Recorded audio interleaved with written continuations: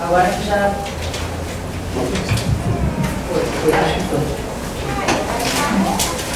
Agora que já tem algumas configurações da tragédia, nos próximos pontos a gente consegue marcar um pouco melhor, né, as análises. E algumas importâncias, já que Shakespeare pega muitas informações da tragédia, ele escolhe também as personagens e as tragédias para suas obras.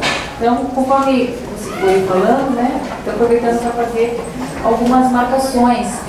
No caso da cegueira do Édipo, a gente tem diversas possibilidades dessa cegueira real, física ou não, e como ela se configura no caso do Hamlet, que diante de uma verdade, de uma revelação, ele opta por uma cegueira disfarçada para os outros, uma loucura.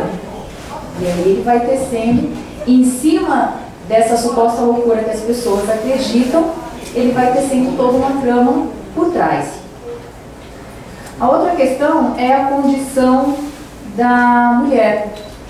Na tragédia grega, a mulher ela tinha uma condição, ela era uma ponte, e era tirando as peças de Eurípides, que a mulher ela tem uma marcação muito mais pesada com Medeia, né, que ela entra, ela é a pessoa, ela é a mulher, ela chegando. Essa árvore tamanho jogando vida no poço. É incrível. Tirando Eurípides, que tem essa figura da mulher muito mais marcante, que o Shakespeare ele acaba, essa figura da mulher ela é muito mais forte no caso de Eurípides e em Lady Macbeth, que tem essa mulher, ela é essa vilã, ela é ardilosa, ela tece, ela manipula, ela tem uma figura, ela realmente é a mulher forte que traz aquele homem, traz essa fala dela, que os deuses que engrossam o sangue, é assim de... É muito Medeia, né? É muito Medeia. Os deuses engrossam o sangue para aquilo. Aí você sempre espera, né? Vamos lá. E no outro ponto, nós temos a outra imagem da mulher, que é aquela mulher que ela sabe de tudo, é o seu sentido feminino, né? Ela sabe de tudo, ela já percebeu, ela coloca panos quentes, ela tenta mudar o jogo sem revelar o que ela já sabe, para evitar essa tragédia, e no final ela não consegue nada, né? Então, geralmente o seu final é trágico, como nós vimos em Ofélia, por exemplo, ou quando ela realmente é uma pessoa boa, ela tenta acalmar ali, ela tenta evitar até a sua própria dor, e também tem um final trágico, como a Desdemona de Otelo. Vemos aí vários pontos, né, que o Shakespeare ele vai beber da tragédia grega para ele construir as suas obras, tanto no enredo, quanto no mito, quanto nas próprias personagens. Aí a gente percebe que ele foi realmente um bom arquiteto, né? Ele não fez tudo sozinho, mas ele conseguiu dar essa construção, trazer estes mitos e trazer essas figuras para a realidade dele social da época, fazendo o seu documento de época, fazendo a sua parte histórica com maestria e ainda agradando quem era o mecenas dele. E fazendo um jogo que realmente era o jogo do início do teatro grego, que era instruir, em todos os sentidos. Uma certa aproximação também que eu via, feliz até, sim, tenta casar, segue, aquela coisa tão fina. Eu vejo o Édipo Colon como uma passagem, ele é um caminho. Ele é um caminho, na verdade, ele é se fosse colocar Antígona direto, o que aconteceu nesse meio termo? O que aconteceu com Édipo? Porque quando termina Édipo, e aí? Ele ficou cego. Ele sai andando, ele pega o menino e sai andando. Então acho que foi mais o que o Shakespeare fala, a ponte, né? A base ali para poder subir para Antígona. Mas eu acho que foi um presentinho de Sófocles para uma personagem feminina, porque Sófocles não tem muitas obras com personagem feminino em foco. E nessa parte ele coloca realmente a Diana como uma heroína, estando à frente do que homens não fariam, né? Debatendo aí com situações que homens não fariam. Ela vai para a linha de frente, a irmã dela não tem coragem, outros não têm coragem, o noivo dela vai porque ela já está lá, ela já foi, porque se ele tivesse talvez que ir contra o pai, por qualquer outro motivo, não sabemos se iria, né? Mas ela coloca a condição da mulher num outro patamar.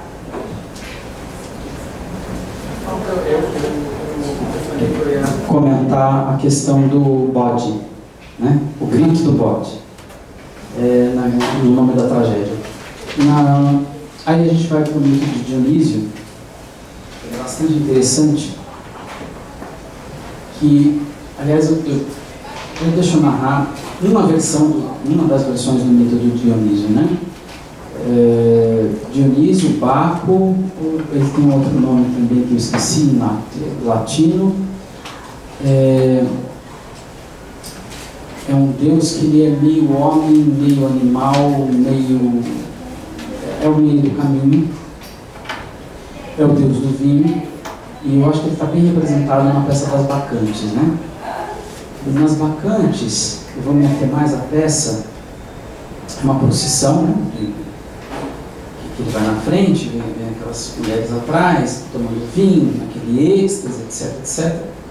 E aí a gente tem uma noção também da híbris, né? Que a híbris vem dessa questão do vinho. E é um tipo de mito que ele foi meio proibido em algumas regiões na polis, né? E dentro desse mito, que ele era proibido, é justamente na cidade onde ele era proibido que passava, né? Na procissão dele. E vai encantando as mulheres. Aí, iam lá, todo mundo no meio do morro. Vocês viram que eu tenho uma versão muito particular dos mitos, né? É lá no meio do morro, tomando vinho, né? Aí até chegar naquele êxtase. Quando chegar naquele êxtase, tudo era possível. Tudo era possível, né? Desde canibalismo, tudo era possível ali. Entrou no êxtase, tudo é possível. E numa dessas procissões, a mulher do rei foi junto com a procissão. O rei não gostou muito, foi atrás. Numa dessas que o rei foi atrás, a esposa vai lá no meio do êxtase, corta a cabeça dele e sai com a cabeça dele para lá e para cá, né? Então, aqui você tem uma ponte no mito do Dionísio em relação a isso. Eu não me lembro por que tem uma ligação entre o bode e o Dionísio, né? Porque tem uma ligação entre um e o outro. E o grito do bode seria o grito da tragédia, né? Aliás, o bode parece que ele era ofertado a Dionísio, né? O bode era o que era ofertado a Dionísio. Então, o grito do bode, não é? O nome do grito do bode se chama tragédia. É justamente o nome desse grito, não é isso? É isso, né? É o sacrifício do bode. Então, aquele grito que o bode dá chama-se tragédia. Então, daí vem esse nome, né? Então, você também percebe a questão do sacrifício. Então, é um conceito muito bem alinhavado. Como a gente está com tempo, eu só quero expandir um pouco também a questão do destino, né? A gente tem uma aproximação na filosofia com o acaso. Todo autor que privilegia o acaso, né, ele é chamado de certa forma, de um filósofo trágico. Lucrécio, por exemplo, é um filósofo trágico, porque Lucrécio diz: não existe lógica, não existe causa e efeito, não existe nada dessas papagaiadas, o que existe é o acaso, e nada mais do que o acaso. Quando ele coloca, lógico que ele não coloca nesses termos, porque ele é uma pessoa fina, né? Uma pessoa culta, então, mas quando ele coloca a questão do acaso como central, ele tira causa e efeito e vai contra essa filosofia socrática, né? Ele se torna um filósofo trágico, porque ele elimina da vida o sentido, quer seja dos deuses, quer seja de si mesmo. Você acha que você pode dar um sentido para a sua vida, mas a sua vida não tem sentido nenhum. Então, quando ele põe a questão do acaso dentro, no cerne da filosofia, ele se chama um filósofo trágico. O outro filósofo trágico é Schopenhauer. Schopenhauer é trágico e pessimista, né? Trágico quando ele diz que o sujeito, que a noção de potência, de vontade, dentro de Schopenhauer, a vontade é cega. A vontade sendo cega, ela então não tem nenhum sentido, então, portanto, ela está à mercê do acaso, então é um filósofo de visão trágica. Ele vira pessimista quando ele vira, ao mesmo que você quer, a sua vida vai dar errado. Aí ele virou pessimista. A vida não tem solução. Aí ele virou pessimista. Porque o filósofo trágico, ele ainda propõe alguma coisa. O Schopenhauer não propõe coisa nenhuma. Né? Tem uma parte que ele propõe arte lá, mas em via de regra ele é pessimista. Pessimista é quando tudo vai dar errado. Né? E tudo dar errado é diferente de aleatório. Porque no aleatório algumas coisas podem dar certo. Tem uma diferença aí, né? Tudo vai dar errado é uma situação. Ele virou pessimista. Acaso pode dar certo, pode dar errado. Na questão grega, essa questão do pessimismo, ela está muito ligada de não ter controle, né? Do seu destino ele ser traçado e não ter controle. E a tragédia, ela surge, a tragédia, ela sempre surge por uma ação física do homem. Os deuses, né, eles... Não sei, eu estou meio na dúvida. Como eu falo alto? Foi. Os deuses, eles nunca vão mudar o destino de alguém, ou eles nunca vão manipular essas pessoas aleatoriamente, por nada. Sempre vai haver uma ação de um personagem, de um homem, que contraria o gosto dos deuses, ou que infringe essas leis, e por causa dessa ação é que se inicia a tragédia. Se inicia a mudança do destino. E depois o homem, querendo mudar aquilo que já foi feito, ele mais uma vez coloca a sua mão. Então não tira a questão do aleatório e vem o pessimismo, ou seja, qualquer coisa que eu fizer, eu terei uma reação imediata ou a longo prazo, mas eu terei essa reação. E aí o pessimismo é: quem sou eu então? O que eu faço? Para onde que eu vou? Voltamos novamente à ideia do teatro grego. Fazemos o show, né? Era uma vez ao ano, esses grandes espetáculos, com a ideia do quê? Preste atenção no que vocês fazem. Preste atenção nos caminhos que se vão. Mas tem uma questão também aqui, que Édipo só ganha a vida, uma vida dele, quando ele aceita o seu destino. Quando ele fura os olhos, ele está livre. Aí ele está livre. Aí é Édipo Nicolomo. Édipo Nicolomo é um Édipo livre. Amargurado, reclamão, mas é livre. Porque ele não tem mais destino traçado para ele ali. Não é? Você vai matar o pai e casar com a mãe. Tá bom. Depois disso, não tem mais nada. Grande parte da vida dele foi fugir do destino. Mas quando ele aceitou o seu destino, ele pôde ser livre. É uma outra brincadeira que tem. Não significa que ele seja feliz, que ele seja feliz. Ah, não. Felicidade é outra coisa. Deus me livre de ser feliz. Né? Deus me livre. Não quero essas coisas não. Então, mas é interessante esse jogo que tem. Né?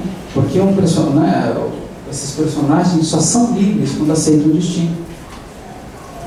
É uma outra figuração. E muitas vezes você pega o paciente se debatendo em análise porque não aceita o seu destino. Não, eu não aceito quem ele é. Aceita quem ele não fica brigando com isso.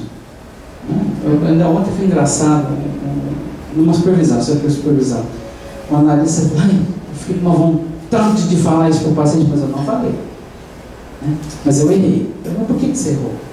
Eu errei, porque eu não tinha que ter tido a vontade. Não, você já está querendo muito, meu querido. Você já está querendo ser outra pessoa, né? Porque você é o que você faz com o que você sente. O que você sente pode ser destino, te atravessa. Né? Eu não falei que destino é aquilo que nos atravessa, a gente não pode controlar? Você controla a sensação? Você controla o sentimento? Não. É destino. Mas o que você vai fazer com o seu destino é outra conversa. Ele resolveu ficar quieto. Boa decisão dele. Na lista bom, na lista quieto, né? Já dizia Melanie Klein. Então, tem essa outra visão, né? Qual é o problema? Né? É quando está muito conectado, né? Sem nenhum filtro, está numa passagem direta, o que eu sinto, o que eu faço, sem nenhum pensar. Pensar, né, é a possibilidade que eu tenho de atrasar uma ação e tomar uma decisão. E aí eu estou livre para pensar, mas para isso eu preciso entender o meu destino, aceitar a minha sensação, minha ira, minha raiva, meu complexo, blá blá, que vocês queiram ter aí, e a partir disso eu vou fazer alguma coisa. Aí eu tenho um grau de liberdade, que é o que o Freud tanto estava preocupado, né? Aí é a terceira parte desse livro, né? Aí eu já estou na terceira parte desse livro, que é a questão do princípio da realidade e o princípio do prazer. Porque o que é o princípio da realidade? O princípio da realidade diz o seguinte: você vai atrasar uma coisa que se chama prazer, que é o seu destino. O prazer, para o Freud, é constitutivo, então é um destino, né? Ele é caótico, ele não tem regras, mas você pode introduzir uma outra coisa que se chama princípio de realidade, que o Bill chamou de pensar. E aí você pode retraçar aquilo que você está fazendo. O que acontece com o paciente? Ele não pensa nessa perspectiva, ele sente e faz. Ele tem medo e foge. Ele não pensa o medo, ele não pensa a ira, ele não pensa o egoísmo, ele não pensa a inveja, ele não pensa. E aí ele não está mais livre. Quando ele pode pensar o seu destino, é que ele está livre. Édipo Colombo. O Otelo, quando ele é instigado por Iago, ele fica cego, ele deixa de pensar, ele simplesmente age pelo seu próprio instinto, sentimento, cegamente. E o mais interessante que eu vejo é que muitos dos personagens eles colocam o olhar no problema. Ele não busca a solução, ele procura, no caso de Otelo, né? O Moro, ele procura o fato de ter sido traído. Em nenhum momento ele se dá o direito da dúvida. Em nenhum momento ele procura, não, eu não fui traído. Em nenhum momento ele fala, isso pode ser uma intriga. Iago é um invejoso. Em nenhum momento ele pensa nessa possibilidade. Ele foca que sim, ele foi traído e ele busca a traição. E quem procura acha. Falando nessas perguntas, estava muito engraçado, porque o paciente ele falou assim, não, porque em 1983 eu dei uma cantada numa moça da rua e PPP, ai, eu me sinto tão culpado. Oi? Você está procurando a culpa, né? Que é o que ele está colocando, né? Alguma coisa está errada nesse discurso, né? Tem uma coisa, em 83, né? Tem gente que aqui não era nascido em 83, né? E o homem está lembrando que ele cantou na rua em 83 e está se sentindo arrasado. Só falta um motivo para se sentir arrasado, né? Deixa eu te dar um motivo agora, vai. Vai. Não. Nem sabe. Nem sabe que está viva. Só para o campeonato, né? Se 83 para cá. Então, mas é o ponto onde é a híbris cega. Isso é essencial. Eu acho que, a despeito de só entender a obra do Shakespeare, eu acho que a gente está começando a cair na vida real, é que essas obras, esses autores, eles nos instrumentam a nos entender, eles nos instrumentam a pensar a vida, eles nos instrumentam a pensar o nosso cotidiano. Quer seja de 2.500 anos atrás, que seja de 400 anos atrás. Talvez as matizes e eu acredito muito nisso, por isso trazer Dentro da escola a gente vai estudar o teatro grego, e aqui a gente vai estudar Shakespeare, porque as matizes eu acho que são diferentes, né? O tom, o tipo de híbris que talvez o Shakespeare traz seja um pouco diferente do teatro grego, né? Isso é o que eu vou descobrir, eu também não sei. A gente tem um ponto comum que personagem é personagem. Pessoas são pessoas e as problemáticas, os complexos, os problemas, os anseios, os desejos, as necessidades, isso não muda. Né? O que vai mudar é em qual época eu posso expressar, o que eu posso expressar e quais são as consequências que eu tenho sobre isso. Então essa, na verdade, é uma marcação temporal que vai variar de corrente dramatúrgica, de corrente literária, de autores. Mas as obras de teatro, a dramaturgia, ela nada mais vai falar primeiramente do que pessoas. Ela vai falar de ser humano. Um ser humano inserido numa dada situação. E a reação que estes seres humanos terão com N circunstâncias e fatores. Se nós pegarmos uma mesma situação, a situação de Édipo, sendo posta na época do Shakespeare, e hoje as mudanças, os resultados seriam bem diferentes. As pessoas são as mesmas, mas a condição, isso é o que vai mudar. Então, por isso que as peças em si, por serem mais rápidas, né? Você tem aí como 40 páginas, 50, você lê em 1 hora rapidinho, começo, meio e fim, incrível, você tem muitas informações, mas ela te dá essa margem para ver em qual condição social, cultural, temporal essas pessoas elas mudam, elas têm essa liberdade para mudar. Quais são os reflexos? São mais positivos ou negativos? Depende. Isso vai depender muito. Bom, então a gente abre para perguntas, comentários, debates. A gente já está cansado de falar. A gente quer conversar. Quer conversar. E aí a gente fala metade do tempo.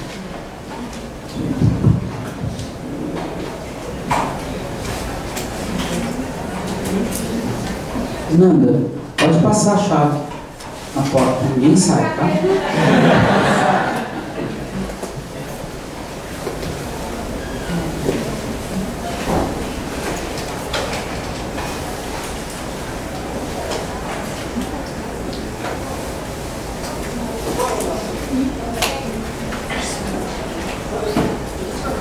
Além de passar a chave, eu já estou claro.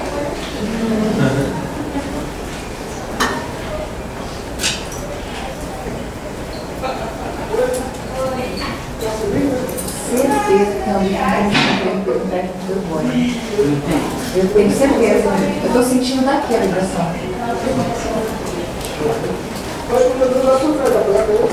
Oi? Você vai por aqui, ó. Sai fora, vai aqui, você voltar. Oi? Gente, eu me escolhi aqui com 3 peças de teatro, pelo amor de Deus.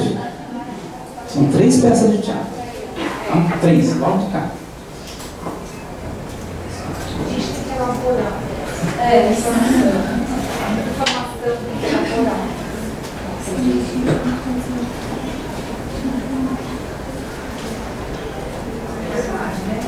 É muita coisa.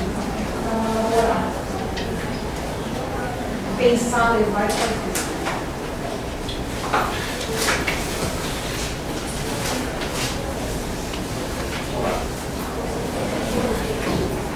Alô? Ótimo. Bom,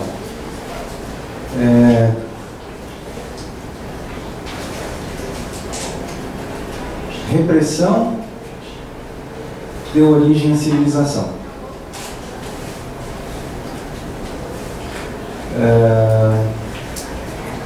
E seríamos mais felizes se não fosse a civilização. São algumas frases que eu me lembro assim de algumas leituras de Freud. Que tragédias podem decorrer da descontextualização dessas frases?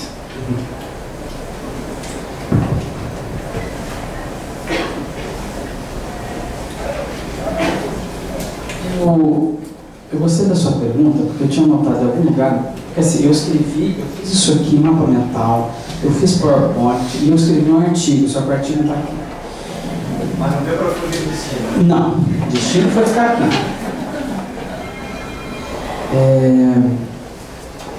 Porque aqui em Édipo tem uma coisa muito interessante que é o seguinte: ele não sentiu o cheiro do arroz queimando. Isso é repressão. Repressão, né, eu não me lembro, não vou lembrar agora o nome em alemão, mas é deixar de lado. Isso é repressão. Deixa de lado. Melhor não pensar. Exatamente esse é o verbo em alemão.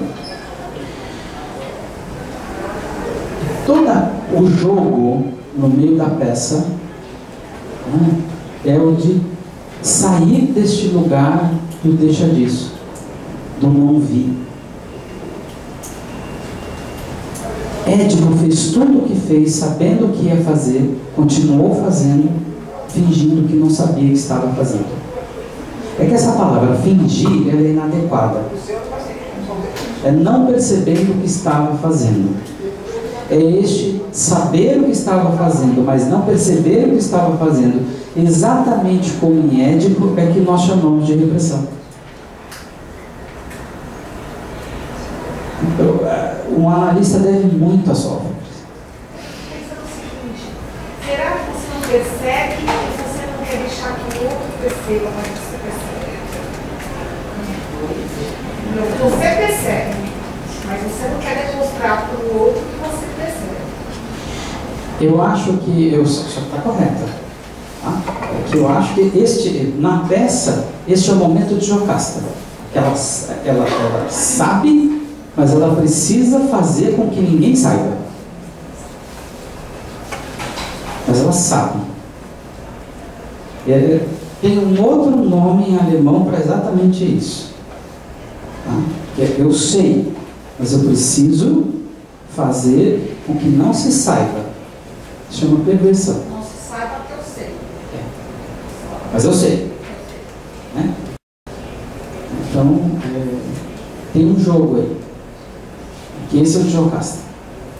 Mas repressão é o que o Édipo fez. Sabe, né? Foi avisado, matou, casou e teve filhos. Sabendo, mas não percebendo. Este fazer sabendo e não percebendo é que se chama repressão. Né? E o trabalho da análise é justamente trazer isso, é dar uma de Tiresias com o oráculo e com o pastor. Né? Mas para isso tem que ter um consultório um herói. Se tiver um covarde, ele vai embora. E aí entra o critério de analisabilidade, porque o pessoal pensa que consultório é panaceia, né? Que qualquer um que vai... Não é assim. Consultório tem que ser um herói. Tem que ter coragem. Porque assim, você vai ser o Édipo desta peça. É a sua peça. Mas nesta peça você é o Édipo. Você não é Jocasta. Você pode até querer entrar como Jocasta, mas não, aqui é o lugar do Édipo. É bonito isso. Existe uma situação na tragédia que a história contada, ela parece que é longa, né? Sim. Mas a ideia da tragédia e da história é que tudo isso, toda essa revelação, toda essa carga, usando o exemplo de Édipo, toda essa carga aconteceu na hora que o sol se levantou, a hora que o sol se pôs. Um dia. É um dia. São 8 horas, 12 horas, onde tudo isso aconteceu. Então, qual é o controle que você vai ter sobre isso?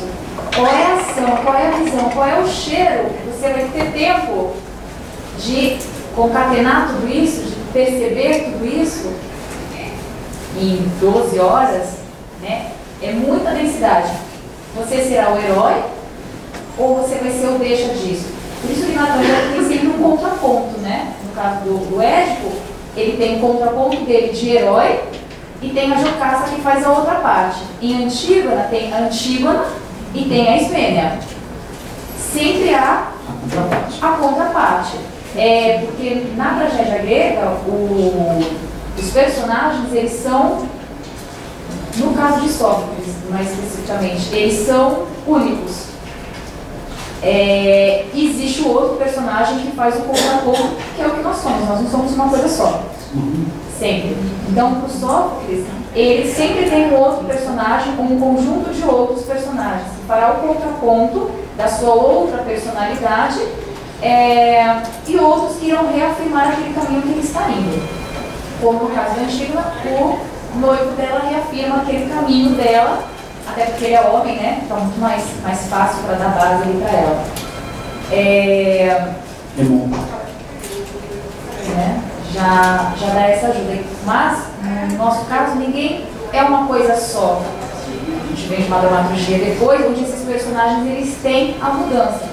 Usando o caso exacerbado de Medeia, por exemplo, que é uma loucura, também no mesmo espaço de tempo, ela tem apenas um único momento muito pequeno dentro da obra que Eurípides dá um monólogo para essa personagem para que ela se despeça dos filhos. É um monólogo muito bonito, onde ela faz essa despedida dos filhos com uma declaração, um sentimento de afeto, né? Mas ela não revela o que vai fazer. As pessoas entendem, mas ela não revela.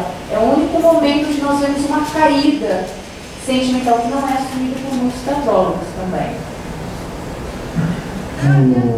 Você falou também uma outra questão, que seríamos mais felizes se não fosse a civilização. Isso, já pensando no aspecto de perversão que poderia ser comentado a respeito. Mas isso aí, agora eu vou para Édipo e Colônia. Civilização é uma coisa legal. Quem não gosta de civilização geralmente é Narciso. Porque toda vez que você vê alguém reclamando de civilização, é Narciso. Gente legal não reclama da civilização. Na ausência do Édipo, né? Quando o Édipo joga a praga para os filhos, né? eles estão fora da civilização. Porque civilização significa honrarás teu pai e tua mãe. Honrarás teu pai e tua mãe significa que eu não vou jogar a cultura no lixo. Significa que aquilo que chegou até mim tem valor. Eu sou grato àquilo que chegou até mim. Eu vou me apropriar daquilo que chegou até mim a partir de um sentimento de gratidão e não de destruição.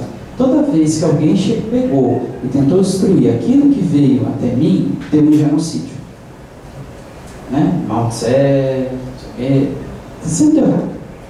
Sempre deu merda. Né? Então, toda vez, e às vezes do movimento filosófico, virou uma esterilidade sem fim, né?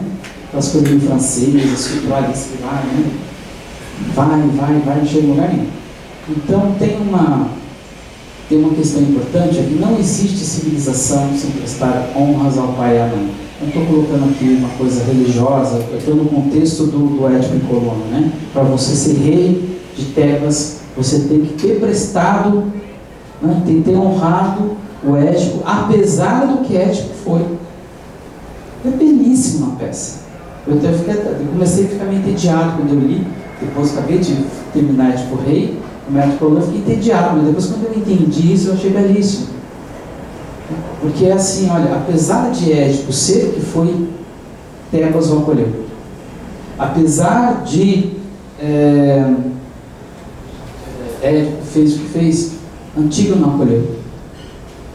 Ele não fez, né? O que ele fez também não estava determinado por ele, sim pelos deuses. Tem uma outra questão dentro da peça, que é belíssima também. Porque eu vou jogar para o mundo do consultório, né? É um bando de gente reclamando do pai e da mãe que dá nojo. Né? Eu bofeteio assim na terceira sessão. Né? O que está acontecendo aqui? Não aqui, né? Estou colocando assim no seguinte ponto, né? Porque não importa quem seja o seu pai ou sua mãe, né? Deve honras, aqui nesse sentido do Édipo e Colônia. Porque ele te constituiu, te levou até aqui para você vir aqui e reclamar dele. E minimamente você consegue fazer isso. Pagar a sessão, o que não é pouco. Se você chegou aqui, consegue pagar a sessão, porra! Né? Muito foi feito, né? Você consegue trabalhar, você estudou, consegue pagar a sessão. Está reclamando do quê? né, que isso é uma questão ética em psicanálise, que é a questão da inveja e gratidão da Melanie, né? Então, ética em Colono começa a brincar com isso. Então, essa noção de cultura, se a gente olhar a cultura como este ético, pode não ser perfeito. Eu também acho que não é perfeito. Assim como o ético não é perfeito. Mas aí vem, né? O meu pai e minha mãe têm a história dele, né? Que o destino constituiu também. Assim como as moedas constituíram o destino de Édipo. Então, é uma peça brilhante na questão da gratidão, na questão da gratidão, da introjeção do objeto bom, da compaixão. É uma peça belíssima em termos de compaixão. Né? O povo de Atenas, e o Teseu, se eu não me engano, que é o rei de Tebas, é o rei de Atenas naquele momento, ele diz assim: não cabe a mim julgar o que os deuses fizeram. Estou aqui para te julgar. Onde é que você quer ficar? Eu só não acho que você tinha que ficar aqui, porque aqui é um lugar meio chato, meio ruim, chove, tá? Fica mais ali, ó, ali é mais gostoso de ficar. Ah, então tá bom. Ah, mas eu quero ficar aqui. Ah, então fica onde é que você quiser. Não bicho o saco. É a peça. E ela começa assim, né? E tem todo um drama na peça, no começo, que é: serei bem recebido, não serei bem recebido, serei enxotado, não serei enxotado, ai de mim, ai de mim, ai de mim. Mas tem essa peça, ai de mim, ele falando, e enche o saco, tanto é de mim. Mas é belíssimo nesse ponto. Mesmo porque Édipo, ele lança uma maldição sobre ele mesmo, e ele faz essa maldição propagar por todo o território. Então, quer dizer, ele sofre que ele mesmo, O miasma dele mesmo. O miasma dele mesmo. E ele não pode... E contra. Ficaria muito feio, não pode fazer isso mais, né? Não pode virar ministro, né? Não pode. Ele tem que assumir. Não. Ou seja, se foi terrível, eu lancei a maldição para ser cobrada, vou pagar. Tenho que pagar. Nessa questão do honrarás pai e mãe, nem sempre fazer o que é certo é bom. Na maioria das vezes não é tão bom assim. Não é gostoso. E Hamlet, ele vai honrar o pai, mesmo indo contra a mãe. O que é certo. E ele vai atrás. O que já não acontece no honrarás teu pai e tua mãe com Lear, que é traído por duas de suas filhas. Levanta-se novamente o questionamento. Aí você tem Antígona e Ismênia. Antígona e Ismênia, que vem de uma mesma linhagem, com posturas completamente diferentes. Essa questão do dever, né? Quando você chega em Antígona, eu fiquei meio irritado com Antígona quando eu li Édipo em Colono. Eu tenho uma relação emocional com os personagens muito, muito grande. Não, intensa. Por isso que daqui a 2 dias eu li isso. Me irritei com essa mulher.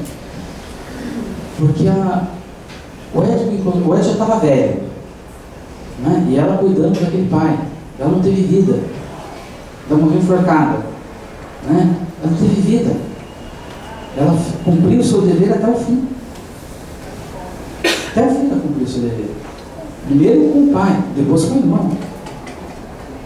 O status de heroína é esse. E o que eu quero chamar a atenção é a questão cotidiana. Cuidar do pai. Né? E não importa que pai seja este. Essa discussão de ética, não importa. Não está em questionamento aqui. Acho que o rapaz aqui, um outro ali, levantou esse ponto, né? Que é o não julgar. Não importa. Porque você não sabe qual foi o destino que as moiras traçaram para aquele sujeito. E para uma casa do meu pai e para uma casa da minha mãe. Eu não sei que destino fez com eles. Né? Não sei.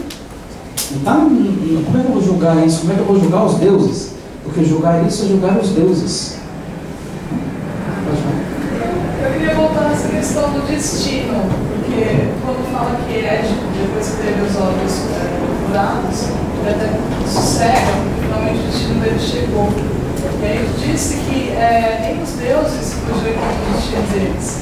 Mas quem é que traçava o destino dos deuses? Existe uma herdeira? As moiras. As moiras determinam o destino de todos, inclusive dos deuses. Né? Essas fiandeiras. Cloto, Láquesis e mais alguém aqui. Né? Deixa eu limpar para descer assim. Cloto, Láquesis e a...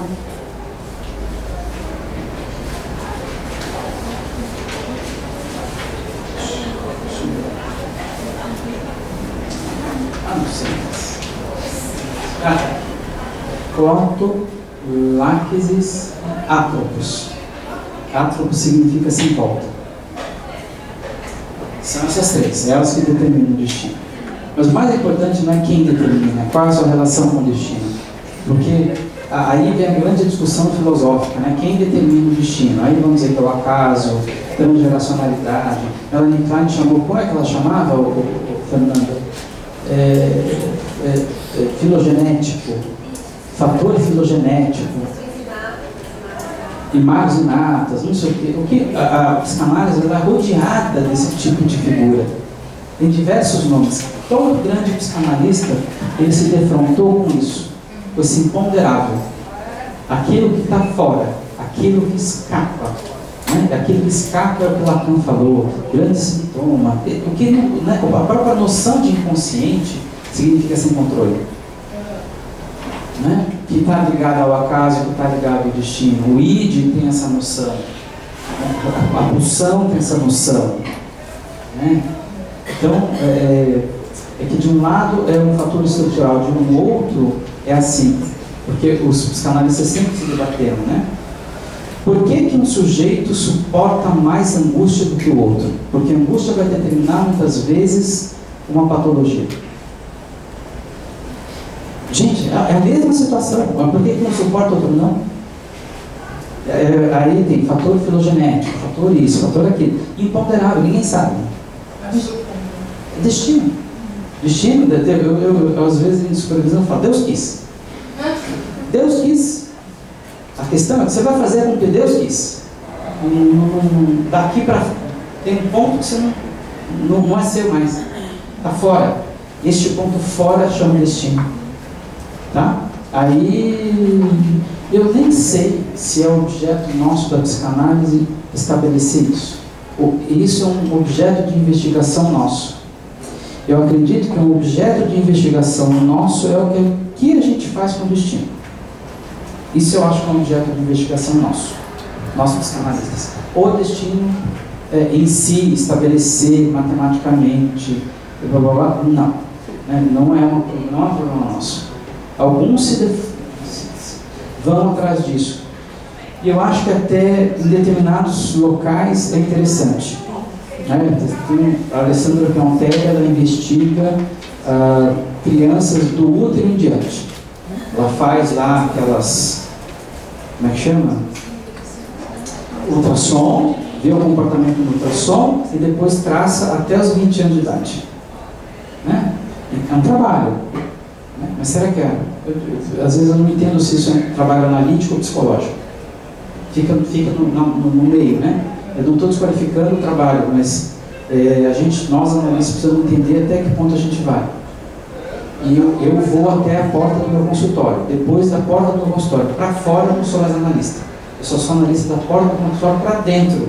Então, o ultrassom não me serve para nada. Este é o ponto. Né? Então, é uma questão interessante. A investigação do destino é quem é que tem que ficar com esse abacaxi na mão. Né? Eu gosto das moeiras. Deus quis as moeiras, é legal. Não, é legal. É legal.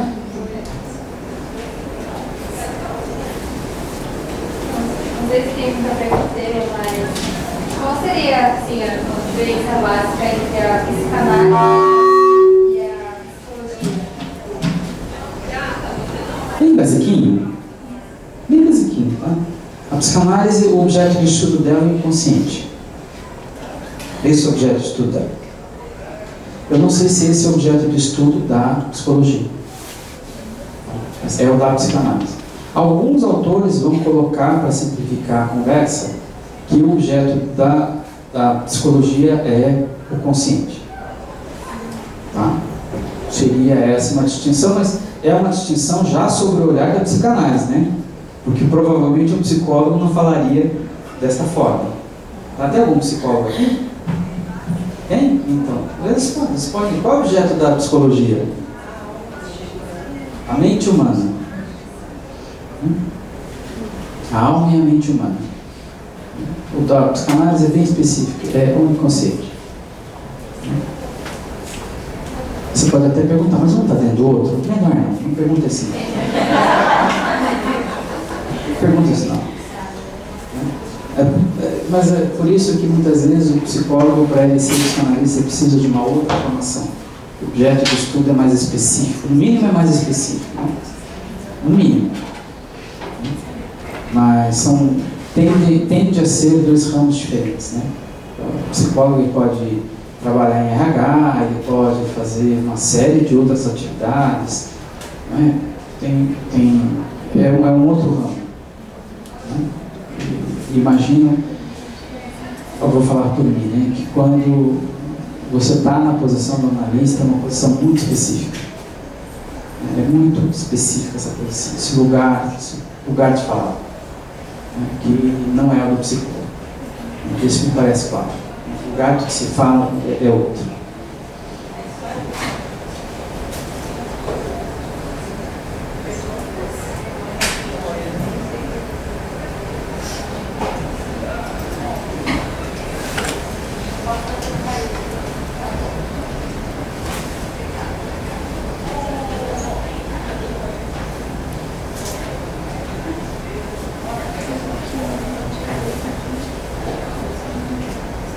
Perguntas? A porta só abre 5h30, gente, não tem jeito. Não posso fazer nada. Porta abre 5h30. Qual seria o papel da tragédia nos dias de hoje? Porque o Aristóteles, é porque é para gravação. Porque o Aristóteles, antigamente, se não me engano, é ele que disse que a gente deveria fazer cartaz para viver melhor. Olha,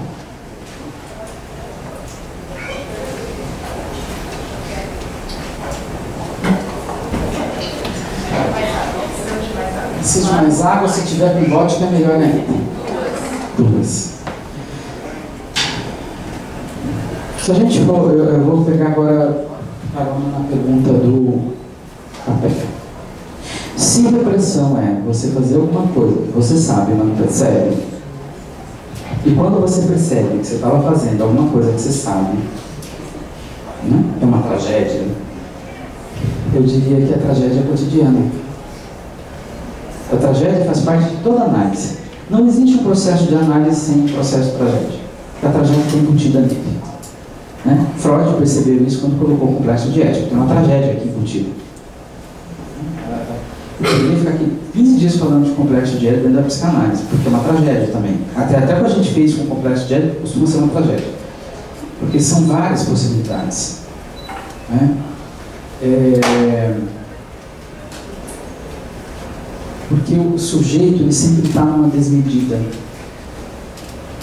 Ele sempre está se cegando numa desmedida, né?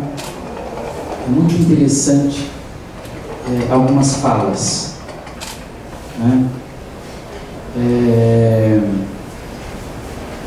Do tipo,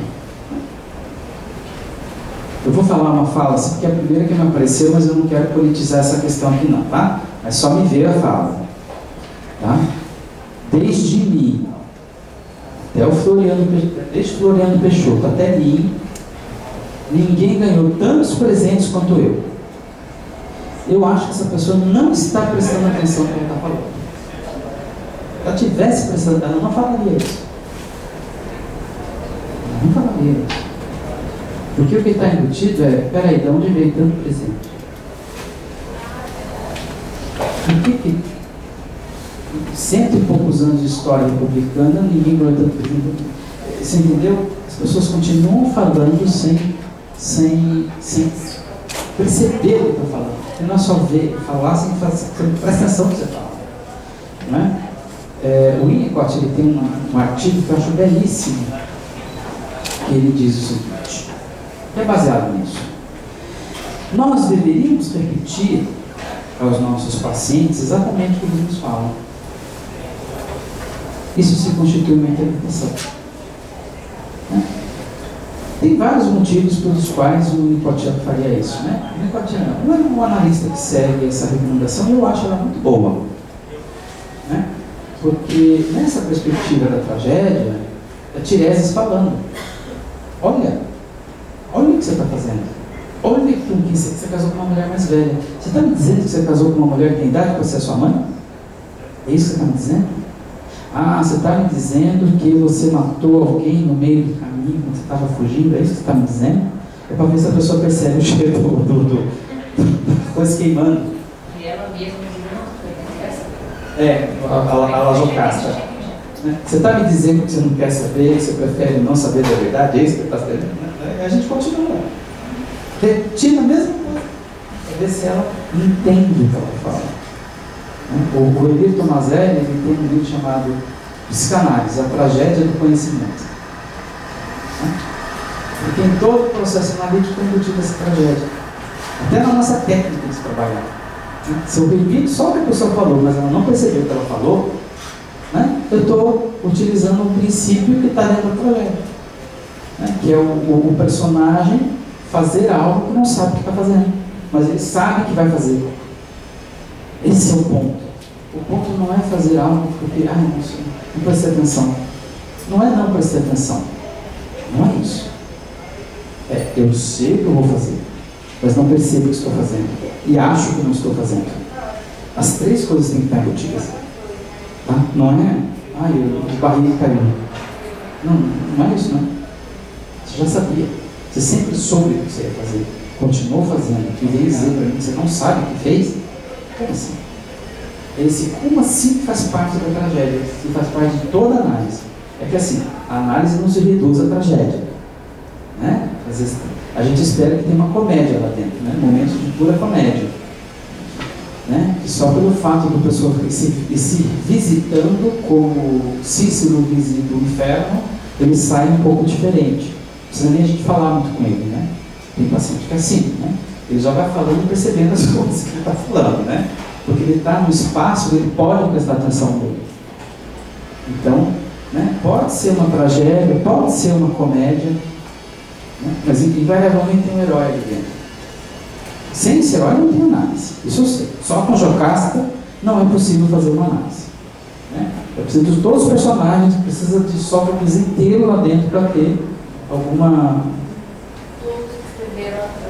Todos, tem que estar todo mundo lá. Todas as tragédias, as comédias, tem que estar todo mundo lá. Sem esses personagens não dá para trabalhar. Né? Eu acho interessante, respondendo a sua pergunta, pensar na ideia da proposta da tragédia. Bem básico, né? A ideia da tragédia era o quê? Eu, cidadã, vou, olho, participo, entendo que aquilo que aconteceu também pode acontecer comigo. Aquilo vai me servir de exemplo. Aquilo é uma instrução. Seja uma instrução social, política, hierárquica, que eu não posso pôr nos desígnios do rei, do imperador, das leis, da política que já está ali, como uma questão religiosa também. Então aquilo serve como exemplo. A tragédia ela chega até os dias de hoje como exemplo de pessoas. Porque não muda, o ser não mudou, as questões não mudaram, os anseios não mudaram, por isso é clássico. Por isso que todos os dramaturgos, em algum momento, independente do lugar do planeta que eles estiveram, eles foram beber na tragédia. Porque não tem como você fugir disso, né? Ela não é apenas histórias de um tempo, de um país, ou de um povo também, mas são pessoas. Se a gente pegar Troianas, por exemplo, um grupo de mulheres pós-guerra que estão ali, que elas precisam se unir, elas precisam se defender. É um contexto contemporâneo também, em outras situações que a gente vê como refugiados. Eu também posso beber dessa fonte. E aí eu te devolvo uma outra pergunta. Nós temos hoje um problema com a dramaturgia, não só brasileira. Então, existem alguns encontros, existe um encontro grande, que é uma vez por ano, que acontece em locais diferentes, que um grupo de dramaturgos vão, durante uma semana, eles passam o dia inteiro, por vários dias, assistindo várias leituras dramáticas, para ver o que tem de bom, o que tem de novo. E é muito difícil algo novo, porque o máximo de novo que se consegue hoje, que tudo é permitido, são situações e montagens, são propostas. Mas o ser humano, ele continua o mesmo. Então a tragédia, ela chega hoje, ela instrui hoje neste sentido. E sempre vai ter alguma coisa nova, porque são pontos de vista. Toda vez que você lê uma tragédia, você vai ler de uma outra forma. Porque a primeira vez que você leu, quando você retornar a segunda, aquele primeiro já é sabido. Vão surgir outras coisas. E nas culturas orientais, tem uma outra leitura, uma outra mitologia, como que entra, ou nem tem nas culturas orientais, a psicanálise dentro baseada nisso aí, porque tem esse lado, né? A gente está pensando no mundo ocidental aqui, e nós temos um oriental que é milenar também, né? Tem uma outra mitologia, e sei lá como é que entra a psicanálise ali na China, na Tailândia, na Índia, sei lá se tem. Sim, ela tem, de formas bem diferentes para nós, mas elas têm. Se você pegar a ópera chinesa, por exemplo, tem a questão histórica da ópera chinesa, que muitos que entravam para as companhias de ópera chinesa eram crianças abandonadas, que eram largadas, eram colocadas dentro destes teatros, e ali elas ficavam, e a formação delas como atores era na chibata. Era na chibata. Eu conheci um ator que era de ópera chinesa. O ideograma. O ideograma chinês, para professor ou educação, qualquer coisa, não me lembro agora, é uma pessoa com chibata. Adoro. Nos dias de hoje. É interessante. E assim, esse ideograma, eles. Eu lembrei. Era da tumba do imperador, do primeiro imperador da China, que estava lá na tumba dele. E já no chinês antigo, é na chibata, que continua até hoje. Aí o cara falando, então, a gente sabe que esse aqui tem uma relação com o professor, eu não me lembro exatamente agora, porque olha só como é uma pessoa com um chicote na mão. Então, este aqui é o professor ensinando o aluno. É o mesmo ideograma até hoje. A China.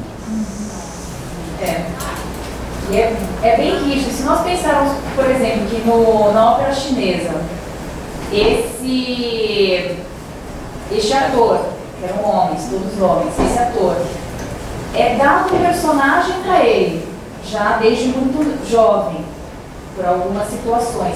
E ele irá executar este mesmo papel por toda a sua vida, até 80, 90 anos, o mesmo, em diversas situações, mas com a característica psicológica que é exposta através das cores, da sua maquiagem, da sua roupa e dos seus gestos, e que todos os movimentos têm a ver com movimentos da natureza ou movimentos de guerra.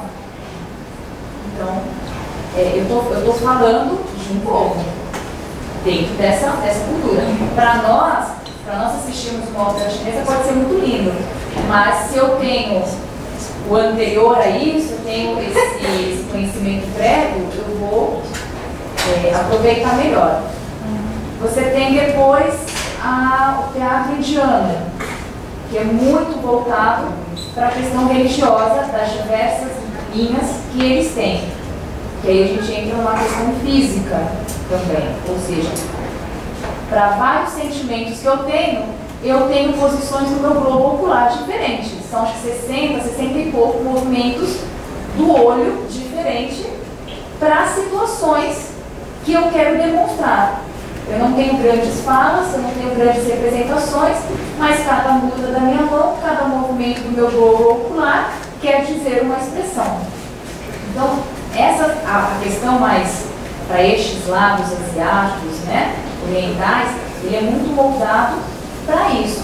E algumas coisas que chegam até nós porque tem uma mudança, como o caso Ono, que ele faz um outro tipo de teatro já quase metafísico aí, com o objetivo de levar você para uma outra ideia. Graças a Deus que tinha ela para falar sobre isso, porque eu não entendo nada dessas coisas. Por causa do seguinte, a gente só pode falar do que acontece no consultório. Tá? Eu só poderia falar de psicanálise oriental se eu estivesse nesse contexto, eu não estou. Eu não conheço um autor nesse contexto. E o que eu sei sobre o que está acontecendo lá, assim, porque eu sei, provavelmente deve estar acontecendo outras coisas. Eu estava num congresso ano passado da Sociedade Winnicottiana e tem um grupo que se formou na China, de Sociedade Winnicottiana. Não consigo conceber numa educação, na chibatada que o Winnicott está fazendo lá, né? Só para tirar a chibata desse ideograma, né? Primeira coisa que tem que fazer, porque é uma conversa que eu acho que vai se estabelecer aí. Tá? Mas eu desconheço psicanálise no Japão, psicanálise no... Eu desconheço. Faz parte. Não faz parte. Eu acho que pensando a tragédia, o Paul Vernon, ele localiza muito bem a tragédia na passagem na Grécia entre o campo e a cidade. É um fenômeno muito específico de polis, na cultura oriental, na cultura ocidental, etc, etc, etc. Aliás, que a gente fala cultura ocidental, mas se você vê um grego falando e um turco falando, são parecidos. E turco é Ocidente e Oriente, é meio do caminho, né? A gente adora dizer que a gente é Ocidente, mas a gente está mais para o meio do caminho do que para o Ocidente. Ocidente mesmo, gente, é McDonald's. Né? Sófocles já não... Né? É Ocidente. Sófocles já é meio do caminho, né? Então a gente... Né? McDonald's é o Ocidente. Mas Grécia, né? Eu diria até Itália, os italianos, é uma cultura universal, né? Podemos fazer um contraponto com o chinês, o indiano, podemos fazer um contraponto.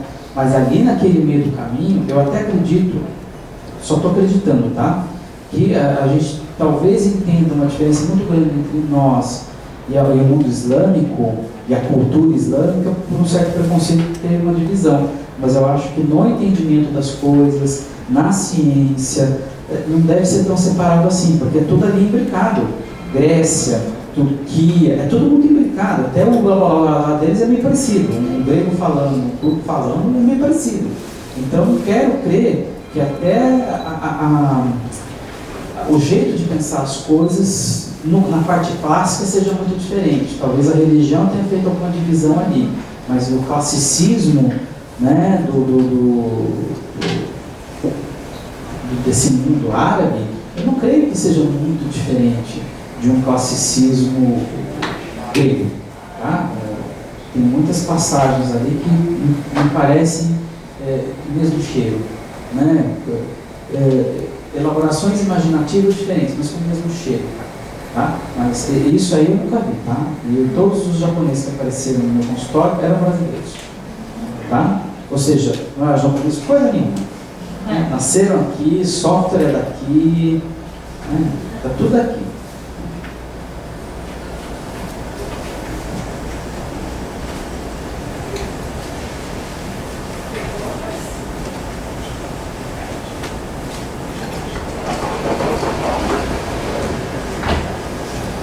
Bom, então, mais alguma coisa? Já foi. Agora eu vou falar a parte final. Senão mais vai me matar.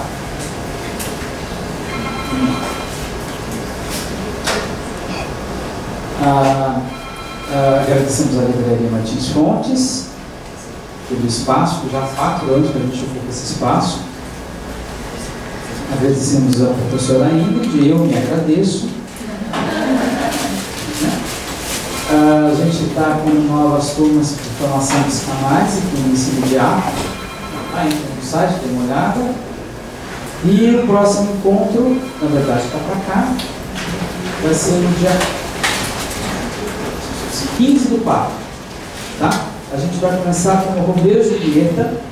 Então tome o seu remédio de diabetes, porque é uma doçura muito intensa essa peça, tá? Mas é tudo mentira, porque ela é uma tragédia.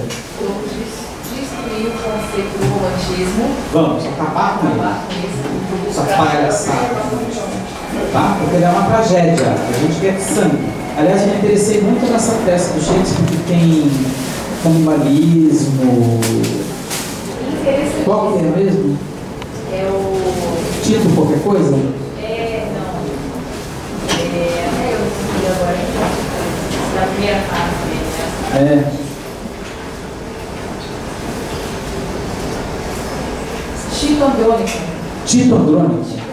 Essa tem sangue? Muito sangue. Ai, dói. Todo tipo de sangue.